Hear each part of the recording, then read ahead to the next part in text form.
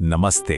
अक्सर ऐसा होता है कि सबसे बड़ी कहानियां सबसे छोटे गांव से निकलकर आती हैं, जहां एक साधारण से इंसान की अच्छाई की असली परीक्षा होती है। तो आज हम रामू की कहानी सुनेंगे, एक ऐसा लड़का जिसका दिल बिल्कुल सोने का था। चलिए उसके सफर में शामिल होते हैं।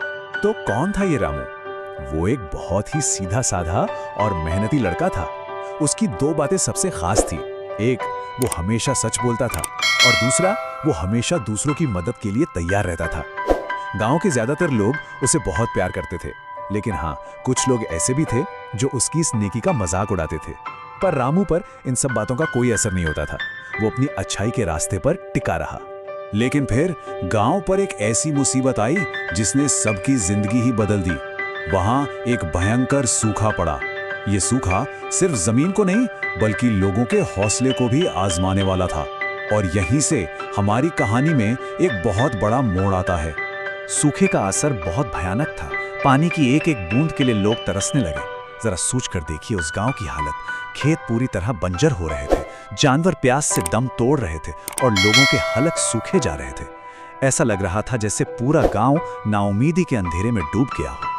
अब ऐसे निराशा भरे माहौल में जहां ज्यादातर लोग बस अपनी किस्मत को कोस रहे थे, एक इंसान ने फैसला किया कि वो आगे बढ़कर कुछ करेगा। यही तो थी अच्छाई की असली परीक्षा, और रामू इस चुनौती का सामना करने के लिए बिल्कुल तैयार था। रामू का जो इरादा था वो सच में देखने लायक था। उसने एक बहुत ही मुश्किल काम अपने जिम्मे ले लिया।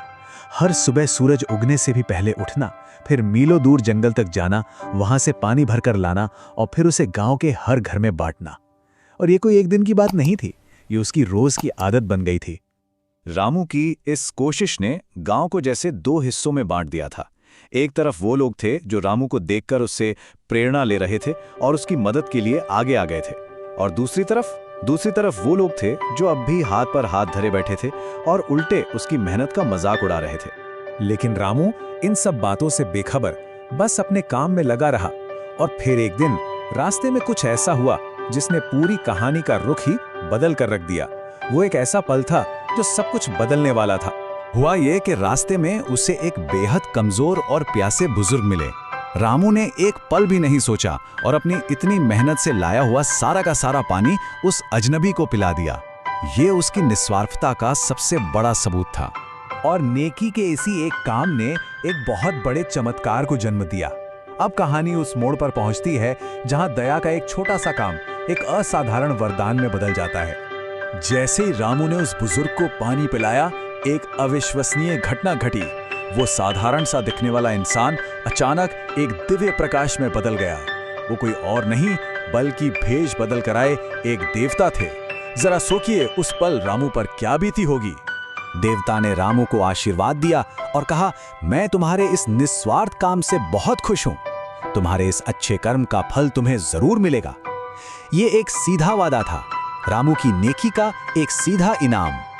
और वो फल मिलने में बिल्कुल देर नहीं लगी। अगले ही दिन आसमान में काले बादल घिराए और झमाझम बारिश होने लगी। कुछ ही दिनों में वो सूखी धरती हरियाली से भर गई और कुछ ही हफ्तों में गांव के सारे तालाब ऊपर तक पानी से भर गए। देवता का वरदान सच हो चुका था। तो आखिर इस कहानी से क्या सीखने को मिलता है? चलिए देखते हैं कि कैसे एक इंसान की अच्छाई ने पूरे गांव की किस्मत ही बदल दी। इस चमत्कार के बाद गांव वालों का नजरिया पूरी तरह से बदल गया। जो लोग कल तक सूखे से परेशान थे, वो आज खुशी से झूम रहे थे और रामू का धन्यवाद कर रहे थे। और वो लोग जो उसका मजाक उड़ाते थे, वो आज शर्म से अपनी नजरें झुकाए खड़े थे। आखिरकार सबने रामू की नेकी की ताकत को मान ही लिया। लेकिन सबसे बड़ी बात तो ये थी कि इतना मान सम्मान पाने के बाद भी रामू जरा भी नहीं बदला। उसमें घमंड का नामो निशान तक नहीं था और वो पहले की तरह ही सबकी मदद करता रहा।